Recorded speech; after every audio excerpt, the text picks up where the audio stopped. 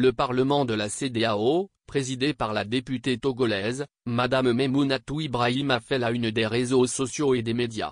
Le spectacle a bien été animé par le député sénégalais, Guy Marius Sagna à travers ses interventions. Et le clou du spectacle a été planté par la députée de la Côte d'Ivoire, deuxième vice-présidente, Hadiaratou Traoré Ebs Coulibaly. Cette dernière lors d'une intervention de Guy Marius Sagna, s'est levée depuis son siège officiel pour venir remettre Sagna sur les rails. La vidéo qui a circulé montrait une femme enragée qui a failli donner de gifles à son collègue. Son acte a été critiqué vivement par de millions d'Africains. Quelques jours après son acte qui ne l'honore pas en tant que femme au foyer, la députée sort de son silence pour se défendre. Une défense totalement ratée. Beaucoup d'internautes se demandent si elle n'a pas de conseiller en communication ou bien si elle ne s'est pas approchée d'une personnalité pour avoir de conseils avant tout. En tant que deuxième vice-président du Parlement, se lever de son siège pour, dit-elle, donner de leçons de courtoisie à son collègue, c'est la dernière des choses qui doit venir en esprit. Lisez sa défense publiée sur son compte X. À regarder la vidéo aujourd'hui, je crois que c'était vraiment chaud et que le Parlement était vraiment sous tension. Si je devais le refaire, je dirais que les mêmes causes produisent les mêmes effets.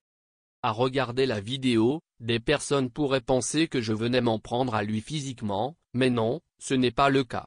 Je suis deuxième vice-présidente du Parlement de la CEDEAO, donc vu mon titre, je ne pouvais pas être à la tribune et continuer à discuter avec lui. Il fallait venir dans l'arène pour pouvoir prendre mon allure de député et discuter, car à la base, je suis députée avant d'être deuxième vice-présidente. Quand nous sommes à la table de séance, nous sommes appelés à diriger, donc on ne peut pas être jugé parti.